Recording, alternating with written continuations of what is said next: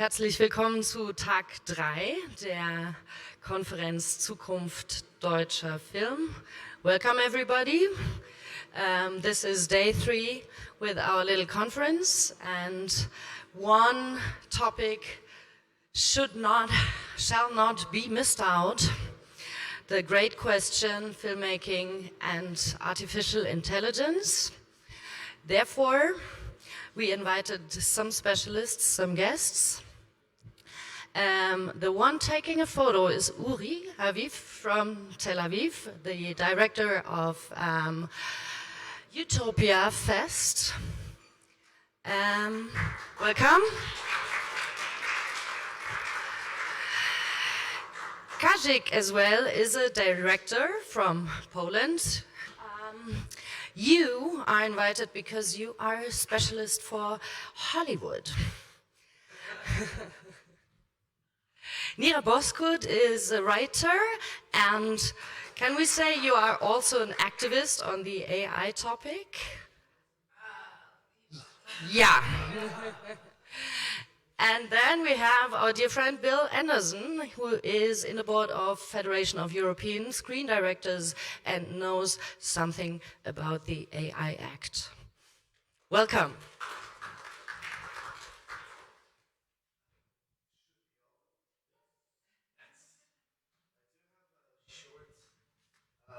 Introductory statement.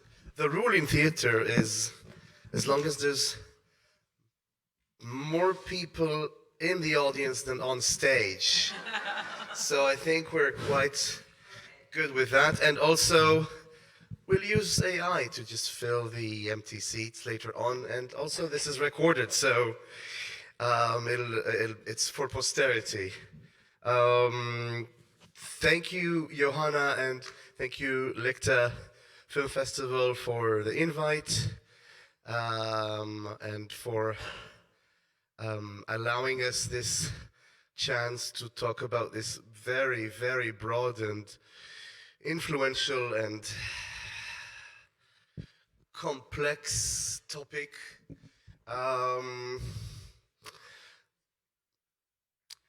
As I said, I have a little bit of an introduction. So AI panels have become a necessity. Hopefully, and with the people assembled here, most assuredly will rise above the cliches and discuss the topic sincerely and unapologetically. Bill here was kind enough to refer me to a talk I gave back in 2018 or 17 about AI narratives in science fiction, and how those narratives shape perception of science fiction, public perception of science fiction, and the subhead, the subhead for that talk was destruction and distraction, and the two remain substantial in both public perception and the actual use of AI technology. Only it's becoming increasingly difficult to distinguish between the two. And what is destructive, and dare I say, there can be something as creative destruction, and what's distractive, what's a distraction, and which I suggest would be more important because it's a distraction from something even more dangerous or even more destructive. Now, a conversation about AI can and should be fascinating and invigorating, intellectually, philosophically, even spiritually. It's a conversation about what makes us human, about agency and purpose and meaning and art and truth. And I'd like us to focus on the concrete, on the matter of fact as much as possible. So for that purpose, allow me to get rid of one major distraction, I hope. And that distraction is eternity. So I'm from Israel. I've been politically active for most of my adult life. I've been an outspoken critic of my government and its actions, most of its policies anyway, for most of my life. And the past 2 months have been horrific and traumatizing, and have started to yield some insight for me personally, as a person, as a human being. I'll say nothing new or controversial, I hope, but just a new vocabulary I've adapted that kind of connects for me some of the talk of AI and some of what's been happening in my country and in other places as well. There's an obscene connection between what and this is my own words, I'm not putting anyone on the spot, this is me talking, not Lichter, and not in my government, just me. So there's an obscene connection between techno-utopians, fascists, and religious fundamentalists. All have in mind a single vision for the future, a unitary, unanimous, specific vision that cannot be shaken. And for some, it's a return to a glorious mythical past. For all, it's a glorious future that awaits. The present, the here and now, the good of the individual, the betterment of community, of society, these are of no consequence really when it comes to the promise of eternity. And now, techno-utopians and religious fundamentalists tend to speak on behalf of non-people. People that are either long dead or have yet to be born. They speak and act on behalf of non-existent billions of people to justify crimes and horrors and injustices against the few of us who are alive right now.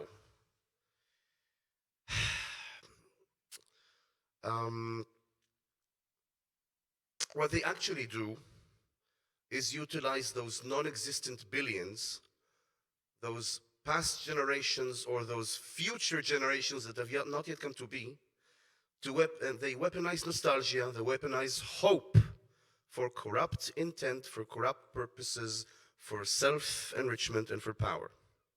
Now, a caveat, of course, we need to take care and be respectful both of the dead and the to be born. We need to respect legacy and heritage. We need to aspire to leave a society and a world and a planet that's better for our children, both literal and figurative. But when conflicts arise, and these are conflictual subjects, they're gut-wrenching and impossible but inescapable dilemmas for the people of the here and now. And I assume that's us. Those who are untethered from the present, those who live in a mythical past or a utopian, fantastical future, live a much simpler life. They sleep well at night. They don't have dilemmas. So with that, let's get going with some dilemmas, okay, about the concrete and matter-of-fact topics of AI in industry. I will lift this up. I hope that wasn't too much. So what I'd like to start with are two videos, two representations of well, let's see what they are, and I'd like to ask the panel about them in a moment. Can we?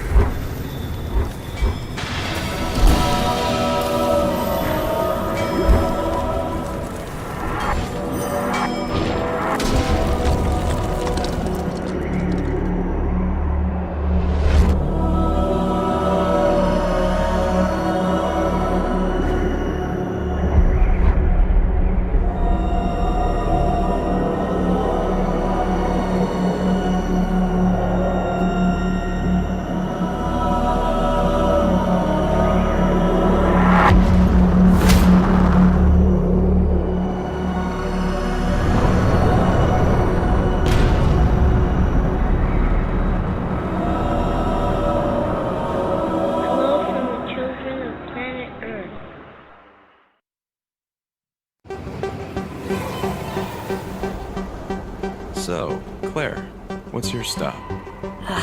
The City of Lights. I'm hoping it's a new start. I don't think we have to pray for longer. Maybe you're the dark, mysterious kind of man who never shows his vulnerability. Got a feeling that the wait is over. Maybe you're the kind of woman who's never sure of what you want, even if it's right in front of you.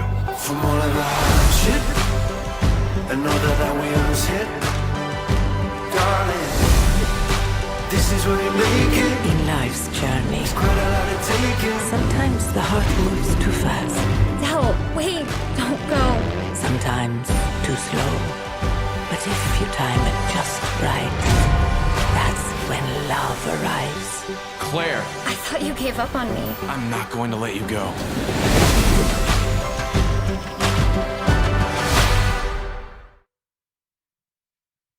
All right.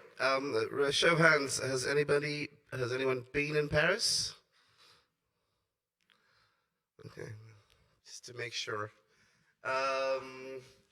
So the first video was. Both videos were released in the past 2 or 3 weeks. The first video was made by a filmmaker named Paul Trillo. He's one of the people that have been invited to use exclusively the new Gen AI video model, Sora, the new model by OpenAI. So that was the golden record, and he was interviewed. That required 5 prompts from him. The second video was not a parody, supposedly. It was released a few days ago, I think. TCL is a major Chinese manufacturer of TVs. They come with a streaming service installed. The VP of content of that Chinese conglomerate, their research found that they're lacking in romantic dramas and comedies in that specific sector in their streaming services, and they're going to release a series done in AI, and that was the trailer for that. So let's start with a question for all of us, all of you. Considering that, and considering what you have in mind about AI, how long do we have as humans? How long? Stay alive, or To stay, to take the question as you will. But yeah, well, yes, but maybe how long do we have as filmmakers? I think we have as long as we ever had before AI ever came along. I think that the golden record made me curious. I thought of a film going backwards of the space shuttle that exploded. I thought that was quite interesting. It made me wonder what the storyteller wanted to tell me. The Chinese rom-com reminded me of content pipelines. It's a word I really, really, really abhor. Pipelines of content. And I always imagine they say that when you're the prime minister of a country, it's like sucking on a fire hose because there's so much for you to do. And I think that's what content pipelines mean to me. And everything about that trailer told me that it was stuff I had avoided seeing 10 million times before. So I think that my feeling is that AI will be a very useful tool in a large toolbox of other tools. And right now it's the shiny new thing. And as you say, there are billionaires who are, I'll shut up now because I know you want to say this for later. I would say this species, I have great confidence in the resourcefulness of our species. And whilst we retain confidence in our resourcefulness, we're going to be around for a very, very, very long time. As filmmakers, how long do we have? Well, I think that the most important part of this conversation for me is that this is a tool. This is a tool that, within the filmmaking history, we have been having tools that were to kill filming. The sound was to kill film when it appeared in 30s or 20s, whatever it was. Then we had print, and prints having 25 kilos each to show the film. Then we had a digital version of it in DCP. Many years ago, I remember calling at the festival the calls from the cinematographers saying, I heard you have my film to show. If you're going to show DCP, I'm not coming. You have to show 35mm print because I'm not coming. 2 years later, the same guy is calling me, I heard you have my movie. You have to show it DCP. I won't come for 35mm print. So I think, and now we are DCP only, actually. But when you look at the last nominations in Oscars for cinematography, 4 or 5 movies were shot on film. So it was a tool, it is a tool, and I think this is what AI for me, hopefully, is again a next step in the technology that will give a lot and could give a lot and could be useful, but it's not exchanging the creativity of people. And as long as filmmakers, financial guys, and audience will use it properly, and after all this hype now, this hype will take a second now. But that's for me. It's a tool that will just be next tool, and it's not finishing. In 10 years, we'll be talking different things. I have a different vision. Fabulous. I think it will change absolutely filmmaking and filmmakers. Okay, to give it in years. I think in 2 years we will have generated movies. For example, an AI will look for audience appeal and generate the next episode customized for the audience. This is really what I believe if we follow this path we are following at the moment. And I also believe that we need, and I think that a lot of other things will change in 2030.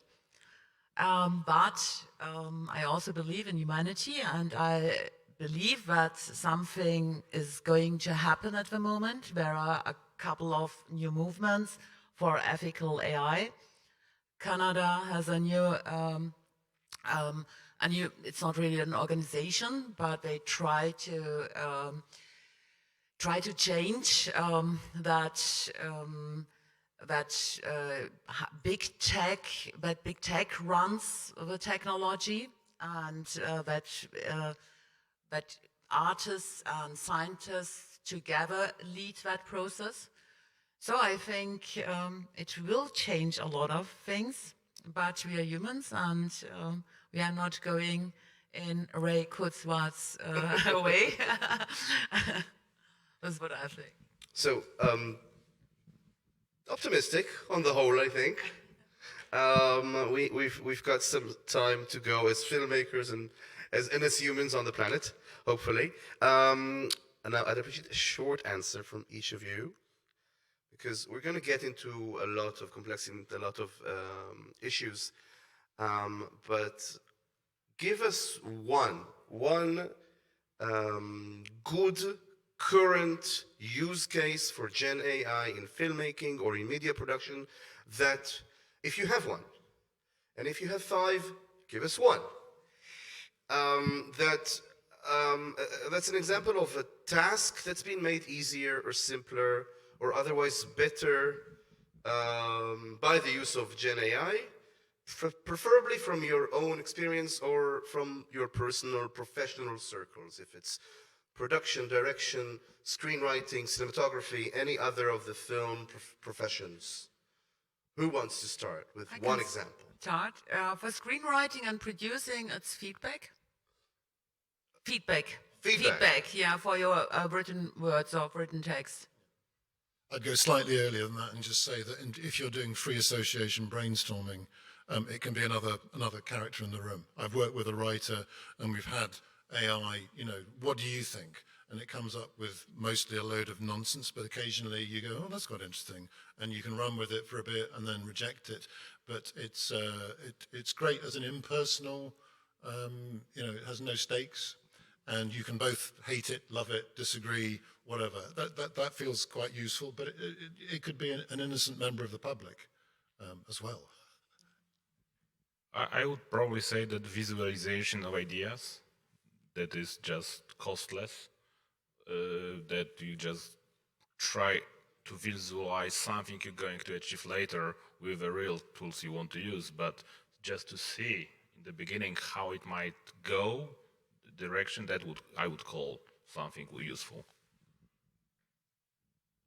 Mine, if you don't, I'll add one of my own. It's and I've heard this. I've used it myself, and I've heard other people using it. It's low cost. It's a zero cost, and you get what you pay for. Research assistant. I mean, it's an okay research assistant as long as you as long as if it's important, you double check the stats or the information you were given. But it's a good research assistant, or a moderate research assistant. All right. A little bit of a preamble for our next conversation. Or for the first conversation.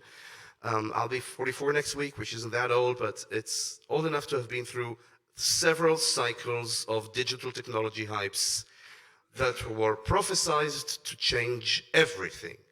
And while some things have definitely changed dramatically, such as the bank accounts and net worth of several dozen individuals, maybe a few hundreds even, that became multi-millionaires and multi-billionaires, the actual dramatic changes weren't necessarily the ones that were aimed for. Remember when 3D printing was a big thing that would change everything, and social media did change a lot, but it's less connecting people and more move fast and breaking things. And then there's the VR, the continuous VR and AR promise. It's been VR and AR for ages. It started in the 90s. And then they added more and more letters. So it's AR and then MR and then XR. And I hesitate to say GDR and DDR because that looked funny for me at 2 o'clock in the morning when I wrote this. And remember when Google Glass was a thing? And then there was Oculus. And then more stuff happened. And remember when Facebook became Meta, because there's going to be a metaverse. So these new technologies sometimes are similar to big scientific breakthroughs and discoveries. They can be fascinating and illuminating. I have a friend who's in the VR, AR field, and I love to quote his perspective. He's a CEO of a startup and a researcher and an artist.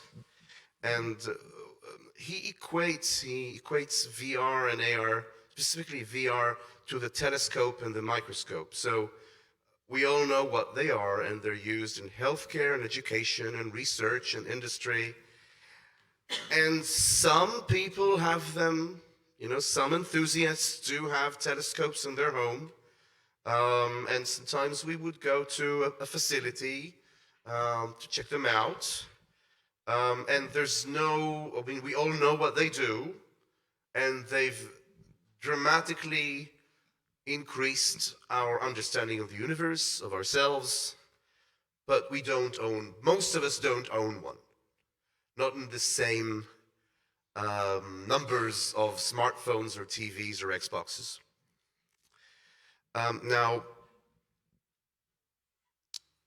a lot of basic research led to through decades to real-life technologies. Quantum mechanics has led to atomic power and to the semiconductor and to lasers and so on. But there's this backwards process in technology circles because of the amount of money involved and the eagerness for a return on investment, not in generations or tens of years, but in quarters of revenue, that generates other dynamics. And instead of working on a problem and finding a solution, there's somewhat, again, a backwards process of finding what might be a technical solution for something, because this thing can do all of these things, and looking for a problem it might solve.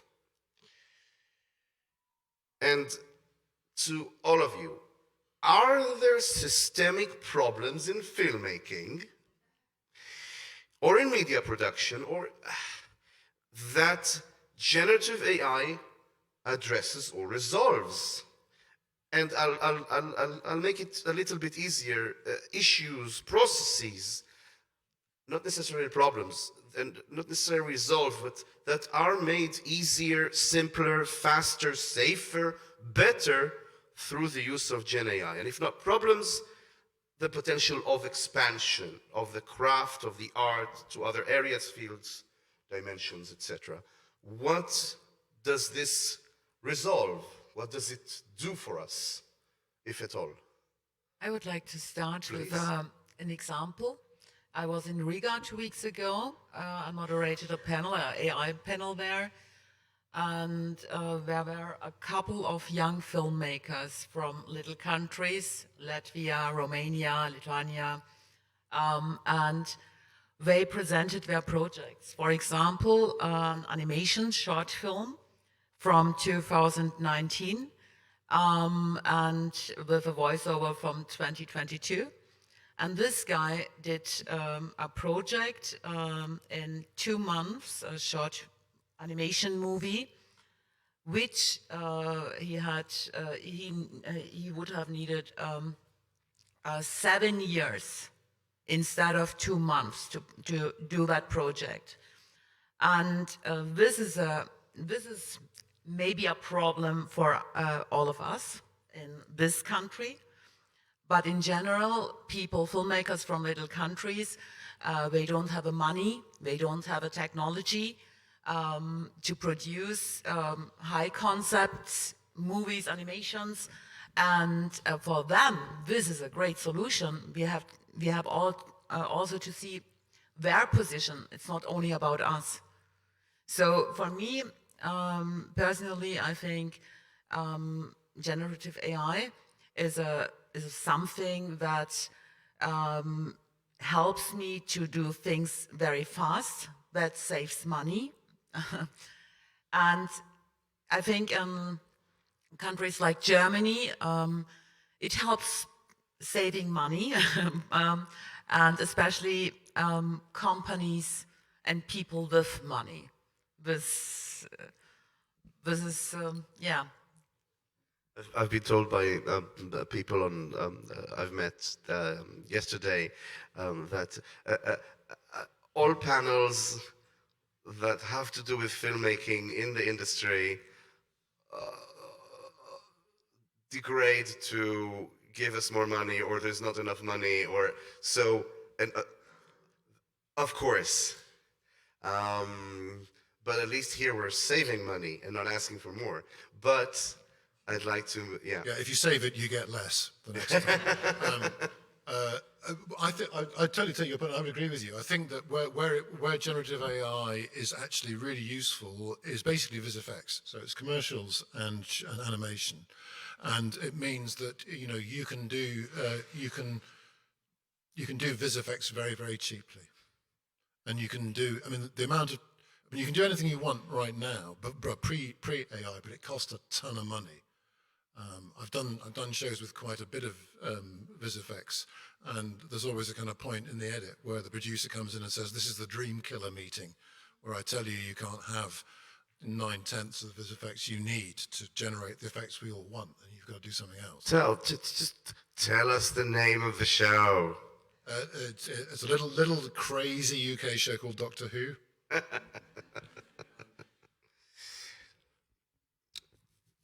And I'll remind all of us that there's not a piece of media out there nowadays. There used to be a time where VFX was this separate department used in specific areas of filmmaking. There's no film or media piece of content out there that's not using some sort of VFX. So that's an important addition. Kazik. Well, if you save money, it means someone was not paid also. So I think this brings us also to the moment where people are afraid of it, because it's exchanging work that is being paid for costless AI content.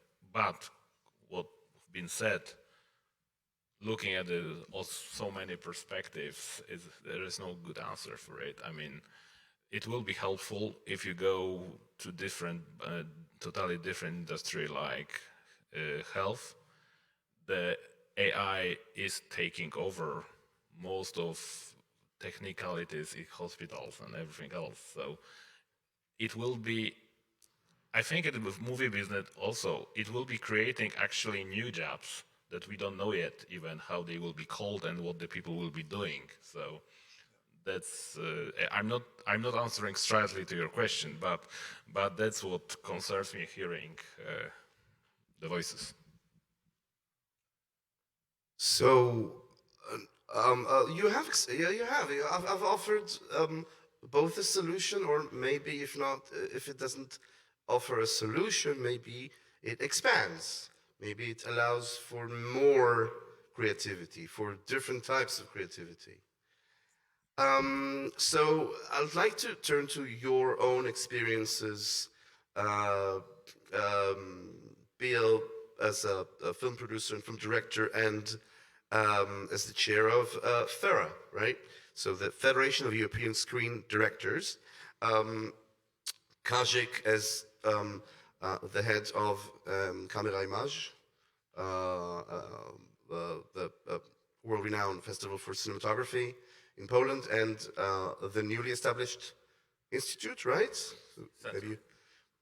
And Nira as an entrepreneur and as a screenwriter, filmmaker, who's utilized and worked with and also teaches these new tools or these new dimensions of art in filmmaking. I'd like to delve into specifics with each one of you. Bill, you've with the hat of FERA, you've recently appeared before the European Parliament, taking a position on the AI Act that's recently been passed on March, right? So, and you were hoping, or still hope, to make some changes in the Act. Well, it's done now, I think. But when we were able to make some changes. We were able to influence. So tell us a little bit about the Act itself, what it includes, what it omits, maybe, and what did you present, and how was it received, and what's next? Okay, well, I mean, the Act is a huge piece of legalese, and a lot of it immensely detailed and boring and technical. So I'm not going to talk about a lot of that. I'll talk about.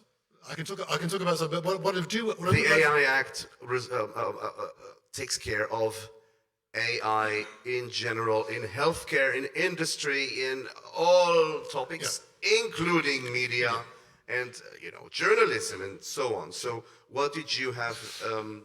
What did I have to say? Yeah, absolutely. So what I'd like to do, though, I'll tell you gladly, but I'd just like to pick up on your opening statement about basically the coalition of evil people who you know. I did say that without. No. That's me. But who weaponize the billions in the past and the billions in the future. And the thing about them is that they're disconnected from the present. They are disconnected from us. And that makes them dangerous. And so what forgive me for using notes, but my human random access memory is flawed. But yeah, so what I did with the European Parliament was I basically asked the room, because very often we're sort of sitting in a room about to watch something, and I basically asked them, but when you sit in front of a screen and you're about to watch an audio-visual production of some kind, and you're about to press play on the remote, or the lights are going down in the cinema, what are you hoping for? We've paid in advance. We've paid our money. And we might have some idea of what we're about to get. But there are no guarantees. I mean, we really don't know how this might turn out. And that's kind of the point. So what are we hoping for? I mean, I don't think we're hoping for the same stuff we've seen before, but just a tiny little bit. You know, the furniture got moved around a little bit. It's a rom-com. There's the boy meet. I love all that. And, you know, I think there are cheaper ways of having a nap than paying to do that again. I think what we're hoping for is a profound, intimate human connection through story, which is not what the billionaires are interested in. They're not interested in connection. We come, we pay in advance with no guarantees because we are hoping for a profound human intimate connection. And even when we watch TV soaps, when we watch Emmerdale Farm or take our kids to see Minions 27, and we know that we are not the main target of this formulaic entertainment, we still never stop hoping for some kind of profound, intimate human connection. We make ourselves available. Sometimes we even make our souls available. And like loyal supporters of a football club who buy expensive season tickets to watch their team lose match after match, knowing that experiencing these defeats is really not good value for money, they keep coming back, hoping for the times when the play is poetic, the situation dramatic, and against all odds, a brilliant winning goal. Such moments of intense connection and belonging are priceless, and season tickets are renewed. And on our screens, our goals don't just end with balls going into the back of nets. Screen stories plant in us resonant seeds of emotional goals, life goals, and at their best, spiritual goals. The primary author of these audiovisual goals is the director. The director is responsible for creating the intimate human personal connection we all immediately recognize, and it is so precious that millions pay billions for the experience. Directors forge their stories with great care for audiovisual articulacy. It's vital that the story can be clearly understood. But directors know that audiences don't just want to follow a story, to be merely held, diverted, and amused by it. This is not where the intimacy lies. The same well-told story can be understood by millions of paying customers, but there is nothing intimate about sales figures, however beautiful.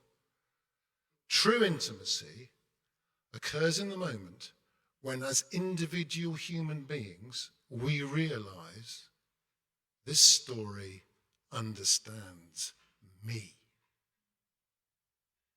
Artificial intelligence is brilliant at recognizing stories we liked in the past. Our historic appetites, our former choices, our previous purchases, and generative AI learns from this data to mimic stories that recognize who we were very recently. But all of us yearn to be understood by stories that show us paths into our futures, paths freshly trodden by fellow human beings who earn our trust as together we journey into the unknown. A year ago, I was on a panel here for an action manifesto about sustainability, how we could make our industry more sustainable. And the best way to make our industry sustainable, truly sustainable, is just to stop making films and television now. Just stop. There are already enough films and television programs for you to fill 10 lifetimes watching, and some of them are absolutely brilliant. Why do you need any more? And we believe the reason why you need more, why we need to make programs, films, audiovisual entertainment today is because that Tarkovsky, Bergman, John Ford, Steven Spielberg, Fellini, when they were making their films, they were artists who opened their doors onto the world, looked out as it was today for them and went, all this data, all this stuff in front of me, how do I make sense of it? How do I make it mean something? How do I turn data into information? And they told stories that people recognized, this story understands me. And so we still need to make stories because the world is now different to the way it was for Tarkovsky and Bergman and Ford and Fellini.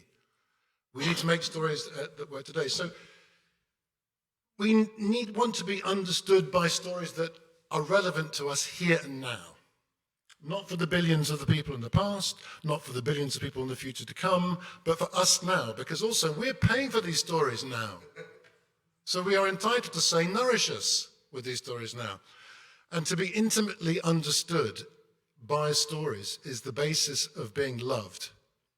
And that is the human connection we all yearn for. Are you satisfied to be understood, to be recognized by your friends, families, and partner, or do you hope to be understood by them? Generative AI cannot understand your hope. It can merely recognize it. And I think the other thing I would just say about artificial intelligence is that both words are wrong, and particularly the word intelligence. It is just literally the accruing and rehashing of data. There's nothing intelligent about it. If there was intelligence about it, they wouldn't be saying we need more data and it's running out. And I think that I would take Nira's point that it will make a difference to audience selection and things like that. I think that will be to do with programming. I think the people it will put out at work will be executive producers, who are the kind of taste people right at the top now who are deciding what's being made and audience expectation, things like that, and tailoring. But it will not deliver the human connection. I have represented in the UK people who make soap operas. And what I know about that is that although the decisions about where the story arcs are going come down from on high and may be selected on the basis of algorithms and AI and all that kind of thing, the people who actually write the scripts, shoot the scripts, act the scripts are absolutely passionate about the human connection, and that is why they succeed. Not the Chinese rom-com trailer, which ticks boxes. The boxes are ticks, but the human connection is the vital thing, the fingerprints on the characters. That was part of what I said to the EU. I have a little bit of an allergic reaction, but I also a little bit wept through your talk. I would want to play a little bit of a devil's advocate, but you make it hard to do. I will recall for all of us, remember how Netflix was launched? I mean, the online streaming services of Netflix, how were they launched, with what show and why? Kevin Spacey. And David Fincher. So, supposedly, this is back in 2013, right? So, Netflix was around for 14 years then, as a home delivery for DVDs, ran Blockbuster out of business, started their streaming services back in 2004, I think, 7. Thank you. And then they accrued more and more data and saw there's a potential for a hit series through what their audiences liked and disliked through their rental data. And that's been lauded as this techno-utopian ability to prophesize what we will want before we even know we want it. And I think we've seen that miraculous thing happen maybe once or twice, but as more and more people and data aggregate, it's becoming more and more complex, and it gets corrupted to the point of that Chinese rom-com parody, as far as I'm concerned, that we've seen. Do any of you want to comment on or reflect on Bill's passionate delivery? I'm not trying now. Because one thing I will say that to try and do a little bit of a devil's advocate with you is that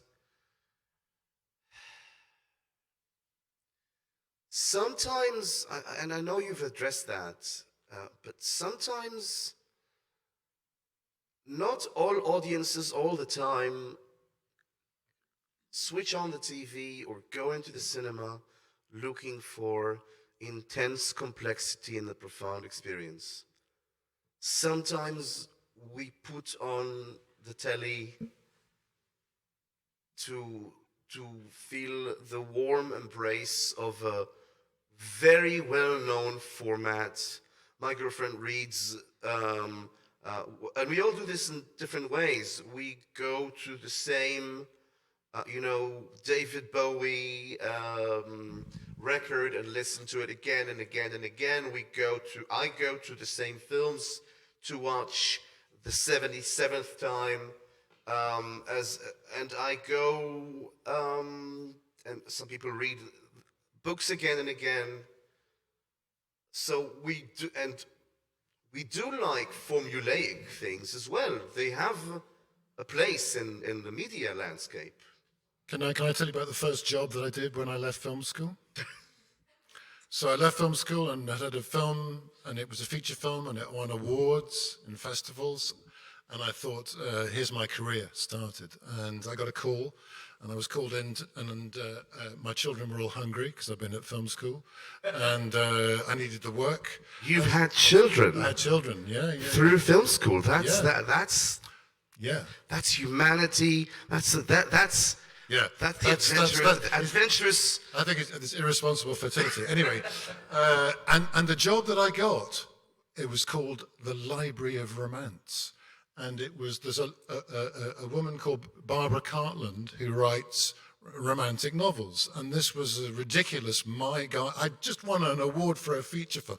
Anyway, and this is a My Guy kind of thing. And I remember each story had a narrator, and then you cut away to romantic fantasy things which had to be shot.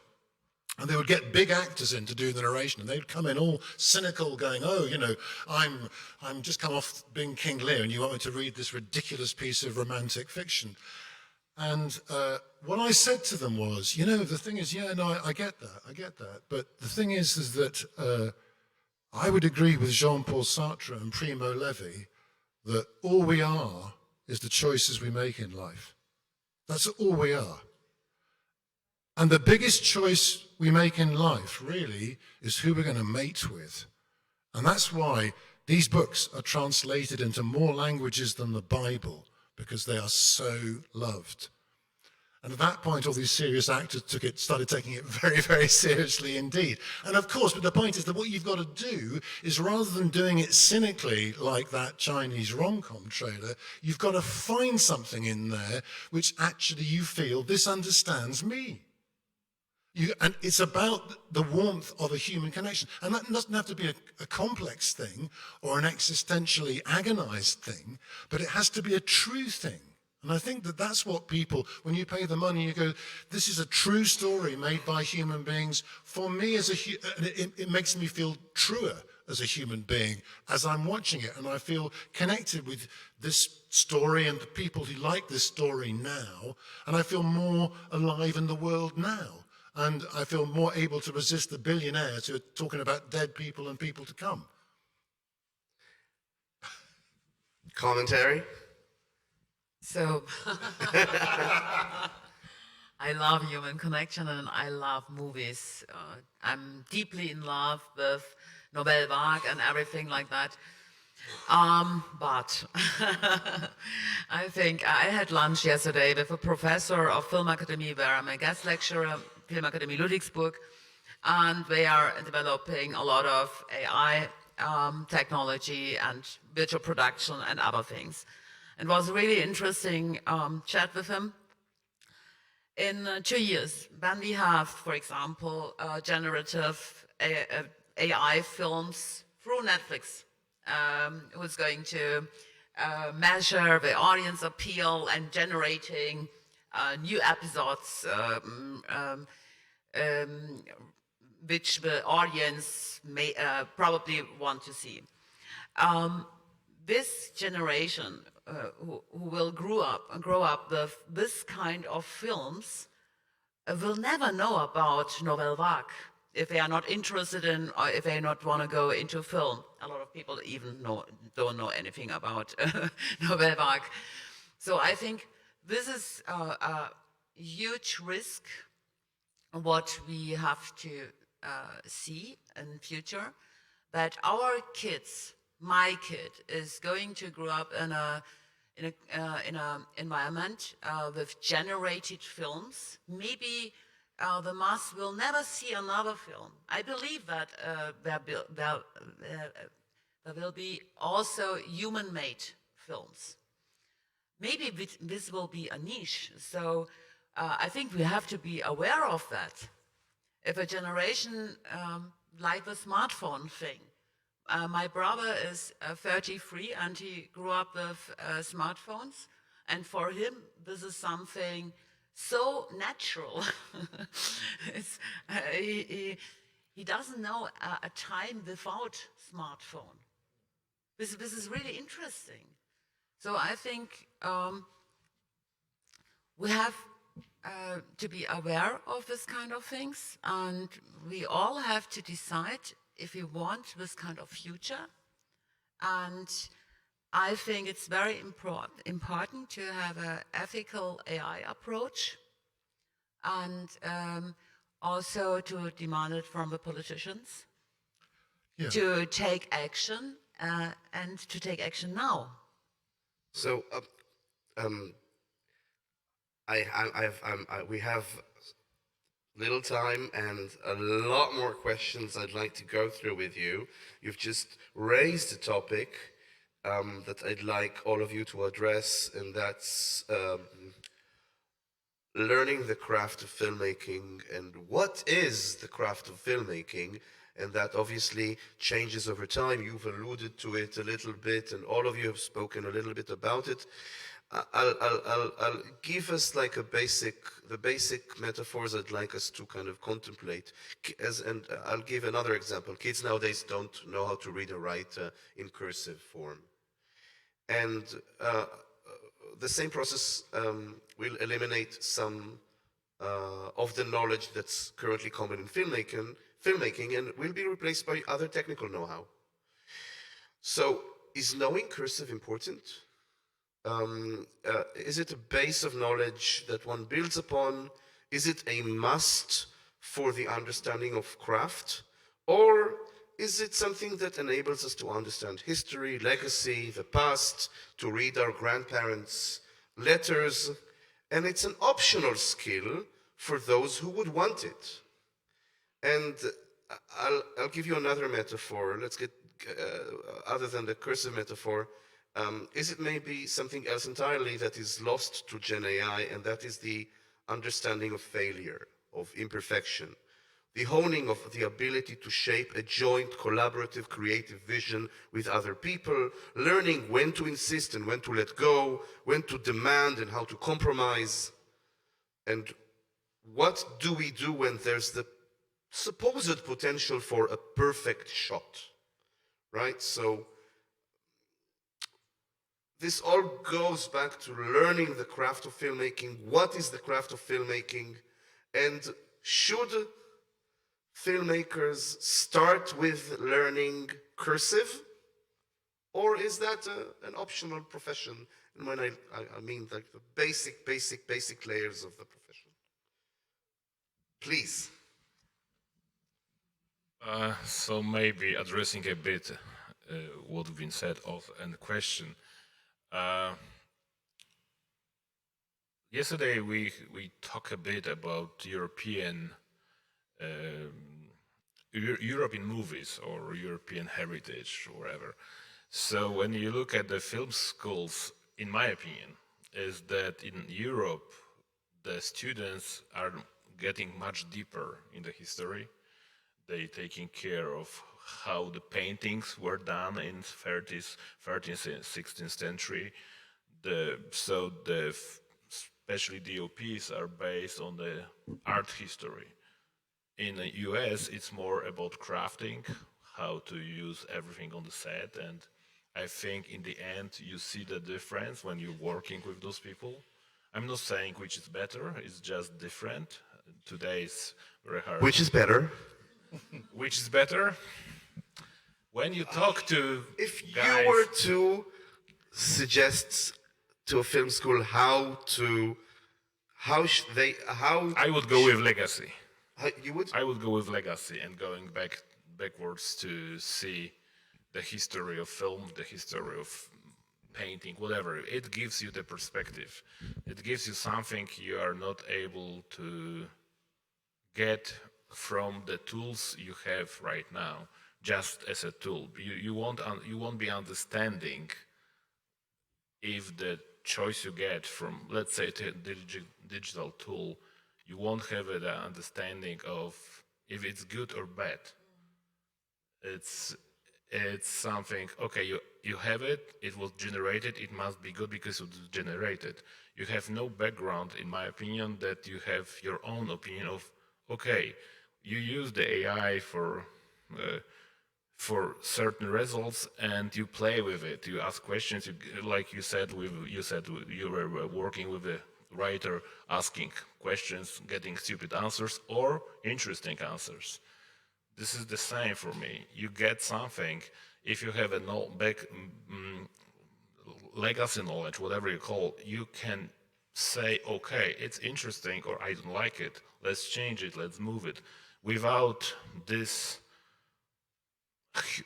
bigger knowledge, you just get whatever it's created and you follow it, and then the audience will follow as well because the kids won't get anything else to choose from or to make the differences between, to understand the differences between. So basically it will become more stupid society if we go only this direction. Yeah. And you have just come over from a 2-day workshop with students. Right. This is, yeah. And to integrate that into your reflections on the topic. Yeah. I'm a guest lecturer at Filmakademie Ludwigsburg since 2022. And we just started AI training for students, for the third years and fourth year students, AI for storytelling and AI for producing. Yeah, the thing is, we started for the 3rd and 4th year students because they need to know their craft before using AI. What you said is really right. In screenwriting, for example, we had a exercise yesterday, no, 2 days ago, and they tried to craft a short movie with the 8-sequence method. It was really funny. Okay, it's not possible. But then AI started to fill the plot, which was not existent. It started to describe with nice and beautiful words, and the student was not educated in screenwriting, and so he thought that here is a plot. That was really interesting for me to see that AI has the ability to generate words which sounds professional and profound and nice, and people get cheated by that because they don't know the craft behind screenwriting. And it is really important to learn first the craft and then AI for its use. And I think it's very important for filmmaking, our film students, to learn AI, and AI should be a part of education. Yeah, I mean, I think for me the really big thing is if I was to do film school again, I would like the first 6 months you're never let near a microphone. Again? You're not never let near a microphone. You can't record sound. You can only tell stories So with you'll pictures. start with the silent era. Silent movies, because here's the thing. In the UK, it costs to make an hour of high quality radio with the best actors costs £20,000, and to make an hour of television with the best quality actors costs about 1.2 million. So to have a camera there costs 50 times as much money, and most of British television is radio with a camera. The story is dialogue driven, and you're paying 50 times as much. And here's the thing, there's a niche of people who love radio drama. They love it so much that there's an even smaller niche within that niche who say, we like it better than screen drama. And if you ask them why, they say invariably, the pictures are better on radio. So the pictures are only limited by their imagination. What's the budgetary limit on their imagination? It's infinite. How can we, with mere millions, compete with that? We don't give up, we compete. The way we compete is we just think, hang on a minute, when they're listening to the radio and they've got these amazing pictures in their head, what's driving the story? The pictures in their head or the sound coming from the radio? And what's driving the story is the sound coming from the radio. The pictures in their head don't change the story, the sound from the radio changes the pictures. So the only way we can do better than the radio is to tell stories that are driven by pictures, not by dialogue.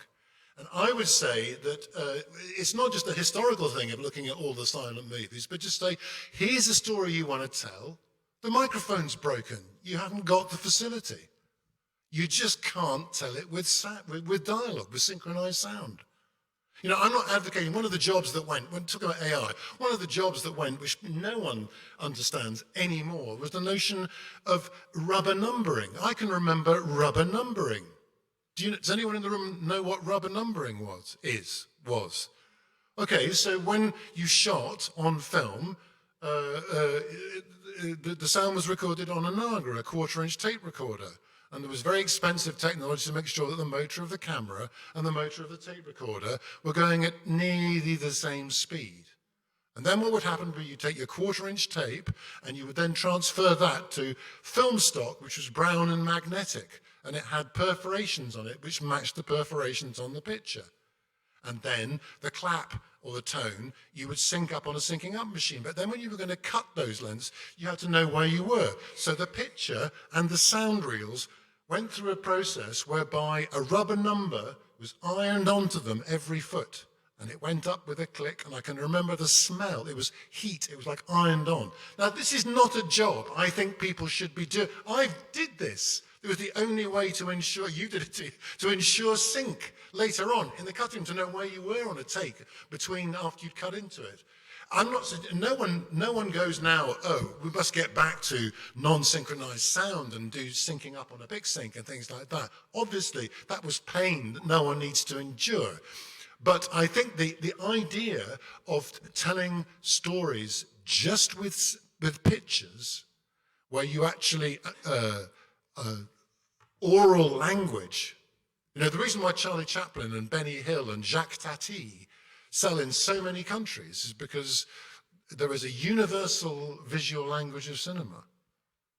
Would you want to add on to that, as you know, as from the cinematography point of view?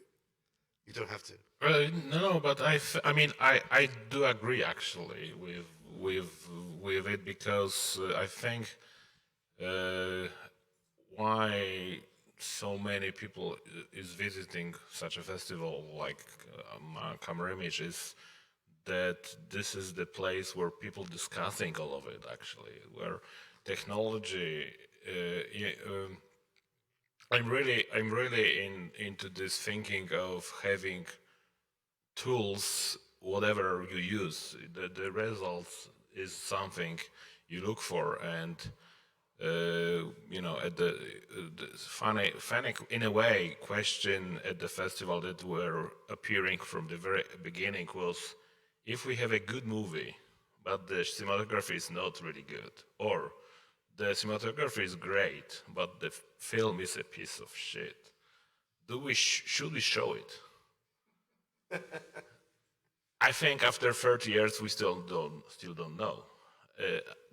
In general, when you, I guess you ask, the cinematography, the pictures should follow, should help the story. You can, you don't need to mention the actual film, but I kind of assume that you've made decisions on both sides, right? Yes. I can even tell you one more story.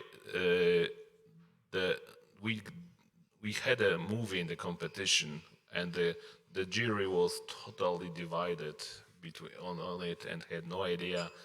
First of all, half of people love it, half of people hate it, and they were asking why we put it in the competition. At the end, the awards were presented, and this movie got, I think, Bronze Frog, and the jury statement on the stage was, "This is the strangest award we are giving today, but we found pearl in the mood."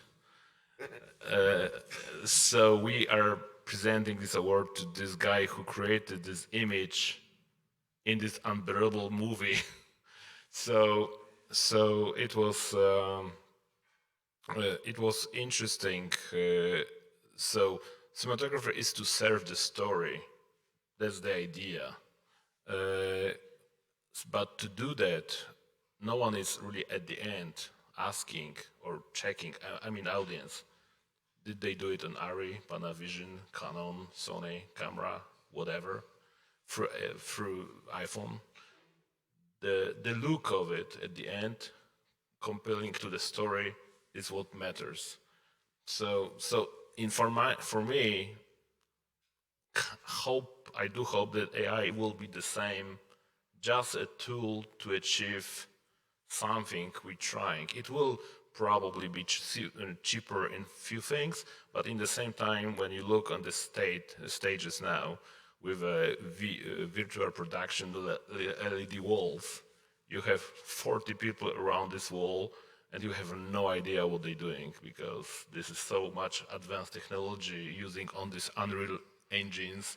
These guys, Kubrick recently, their new tool that helps, and you go to this technology guy and he talking to you what he's doing, you still don't understand it, but you know the results at the end. So I'll comment a little bit on what was said and some thoughts I got through your through you speaking. One, you've seen one of the two videos that we saw was made through Sora, an AI generative AI model by OpenAI, the golden record. So I recently saw an interview with Paul Trelo, the director of that, and I don't know, how many of you have used generative AI, have used a platform? All right, so there's prompting, right? And there's, it's, I have a friend who calls it magic. It's like, it's you know, putting words into a thing. It's a spell. It's a shame it's called a prompt, because it's a spell. And there are specific words that one can use when you learn the specific model and all of that. And in order to achieve what he has done, in the not that it's anyway, I mean, it's shaky and there's a long road ahead. But in order to achieve that, he used on the interview. He said he used technical terms such as the type of camera, and that was fascinating because there's no camera, but in order for him to convey to the AI model what he wants, he needed the layer of knowledge, and the AI model supposedly had the layer of knowledge of what a certain type of camera and a certain type of film and a certain type of other technical issues of filmmaking, what do they produce? And one other thing to discuss or to comment on, when generative AI came to be, I come from a background of science fiction and fantastic genres, and there are a lot of, you know, the past 20 years have seen genre blenders and genre blending and genres converging and subgenres forming. And some filmmakers had recently started using what I would say genre as their paintbrush. I'll use a little bit of thriller here, and I'll use a little bit of horror, and I'll use a little bit of comedy, and I'll use the style of one filmmaker here and another filmmaker there. And what's the promise is, you know, give me a new short story in the style of Neil Gaiman, but set on Mars with these two characters and all of that. And in order, and to pick up on what all of you have said, in order for a student or a master to be able to ask for that, he needs to know what Neil Gaiman stories are and what Shakespeare is, and how, you know, if you want a Churchill-esque, what Churchill might say regarding the situation in Ukraine, you're counting on the result to be good, and in order for you to understand that it's good, you need to know the source material you're referring to. Now, this is my commentary. I want us to get to one last topic, if that's okay. Is it okay? Okay, so in the 1 minute we have left. No, seriously. Can we have? Okay. So we've not nearly discussed, you know, protecting creativity and creatives.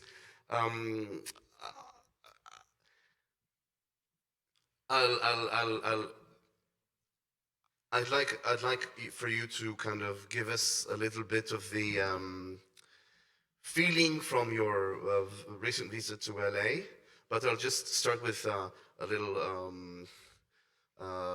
the basics. So 2 weeks ago, the New York Times reported that the tech giants of AI, OpenAI, which is Microsoft, Google, and Meta, all ignored corporate policies and possibly broke copyright law when they scraped the internet for training data for their Gen AI models. Now, it's not a very explosive headline. I think we've all already been aware of the mountains of data they stole or had ill-gotten. But some of the new reporting included that OpenAI, after scraping every last bit of text on the internet, using it under fair use, decided to start transcribing YouTube videos to get more text. And that goes against the YouTube terms of use. And YouTube knew this was happening, but did not take action because Google was doing the same thing. Now, Facebook/Meta executives were found to consider and discuss the legality of scraping copyrighted works. There was a suggestion by one executive to pay a one-time fee of $10 for every book scraped, but that was deemed impractical. And then another suggestion came up. Let's just buy Simon & Schuster. So, and own their entire catalog. They decided not to do that and not pay anyone and just scrape everything. And luckily or unluckily, and there's a timing issue of whether they did it in the right time, but the screenwriters of Hollywood and the Actors Guild following went on strike very famously last year, a 6-month strike, 8 months all in all, and they've made some achievements.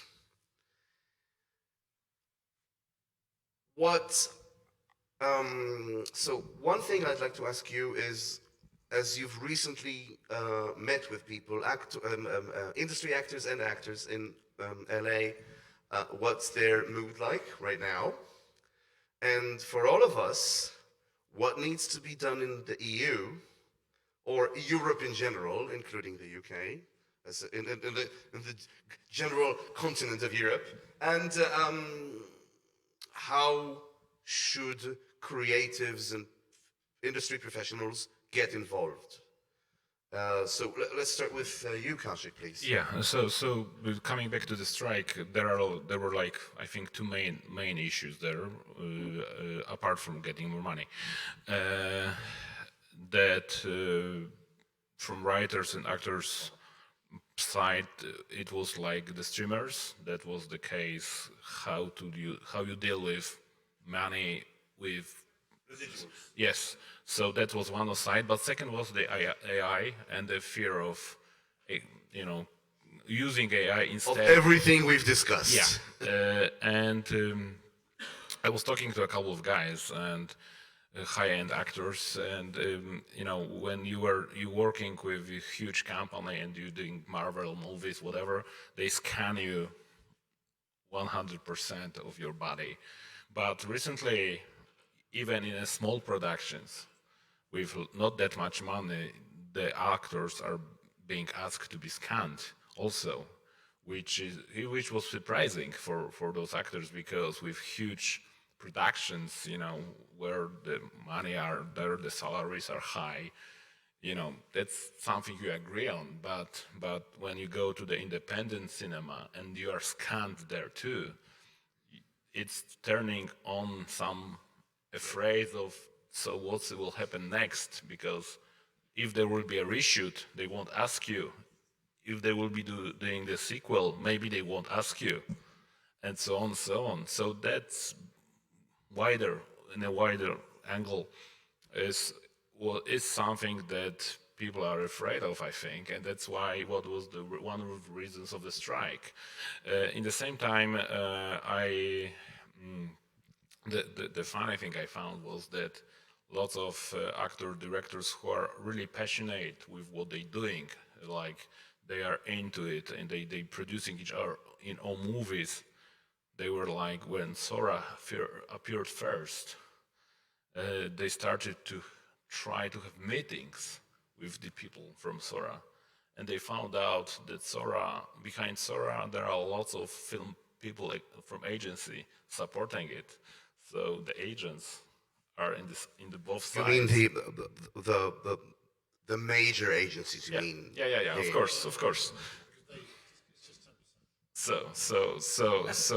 So they actually supporting the clients, actors, in the same time supporting AI developments, not talking to each other really. It reminds me. Apologies for the obscene metaphor, but it reminds me of arms merchants in profiteering off of war. It's actually the same almost. I think that the scanned actors are less trouble for the agents. They make less demands. True. The other interesting thing I was talking about two movies because there is a small movie with Sean Penn. It's not released yet, but Sean Penn and Dakota Johnson is playing in a small movie in the taxi. The taxi drew through New York. It's all one scene. I mean, the guys are talking in the cab, and it's all shot with LED walls. 99% of it, and it was really comparing what we watch, how it looks. It was tiny budget. 18 days of shooting or 16. They were shooting outside of everything because they got a warehouse for almost, so those LED walls were helping. In the same time, now they're shooting this new Michael Jackson movie, huge budget. Biopic. Biopic, yeah. And the first choices was to build lots of LED walls, but they decided not to, because they decided that they want to have a more freedom of choices for the big stage presentations. So despite the budget that would allow them to build whatever they did, like in Poor Things, lots of shots are with the walls. They decided not to use walls, despite the budget would allow everything. So I'm coming back to what I started with, actually. They are adopting the tool to the reasons and aims they want to achieve. So this technology is giving us a lot of freedom as long as it's used in a proper way. So I think that's what I brought from my visits, that the whole business is concerned. Not really. They don't really know how to deal with it because there are no good answers. It's actually the second strike coming. Maybe it will happen or not, but it will. It might bring actually production to Europe. So how does one become? Were one inclined to be more active politically or engage with this? What would you recommend, or how would you recommend doing so? Nira, please. Yeah. For screenwriters, I would love to have new contracts with producers, not to use written screenplays for training or AI for fine-tuning, or and also not to use it for new episodes with AI. This would be really lovely to have something like that.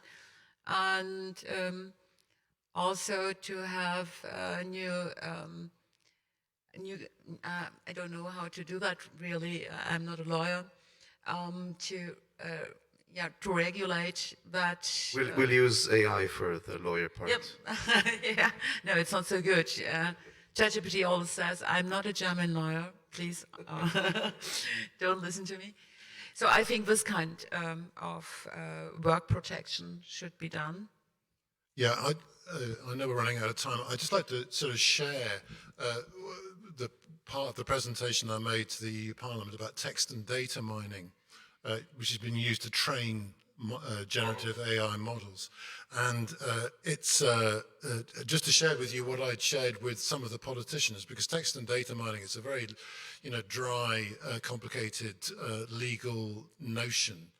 And I just wanted to, the way I kind of explained it to them in terms of generating... Very briefly. Very, very briefly, is that not many people hold copyright. I mean, very, very few people hold copyright. But for every 1,000 creators who do, there are tens of millions of people who carry these. They're unique. This one's mine. It's got my signature on the back, and it confirms that my organs, I agree to have my organs harvested after my death. And like my audiovisual creations, my organs are not me, but they are of me. And like my IP, all my organs are made up of my DNA. And all of them are unique. And you could say I have a kind of author's rights over my organs. They're genres, I have livers and kidneys, and everyone has livers and kidneys, but mine are different. But for now, let's just stick to the eyes and the heart. And this card tells doctors and paramedics that they can have my heart and eyes to save lives and sight, or to train doctors to save lives and sight. Pro bono, free. I give my organs after my death. I don't ask that my family get paid for them. I don't hold a reserve price on an auction. But demand for eyeballs and hearts outstrips supply. So some authorities are considering making such organ harvesting their right, where they can automatically take my heart and my eyes after my death, unless I specifically opt out and indicate, with a different kind of car perhaps, that I don't agree to this. And if you find this somewhat disquieting, and many of us do, imagine this: while you were waiting to receive and sign your "Don't Harvest Me" card, you discover that somehow, through something called text and data mining, your eyeballs have already been scraped. Your heart has already been scraped without your permission, for training purposes, for profit. For whom? Fair use. It's fair use. You say fair. So with that, I'll leave all of us with one recommendation. If you've not seen Ari Folman's The Futurological Congress, or The Congress, based on the Stanislav Lem novella by the same name, it tells the story of a Hollywood bygone star that receives the offer of her life, $25 million, for her to be scanned and for her digital identity to be used in perpetuity by the studio. And she agrees, because she has an autistic child and she needs the money. And that's the premise. You've not been spoiled anything. And it's a wonderful film, and there's so many other films that I'd love for you to tell me your relationship with AI, but we'll do that with the audience at the break. So once again, thank you, Bill, Nira, Kazimierz, and Johanna, and Lichter, and you guys for staying around. Thank you. Thank you very much.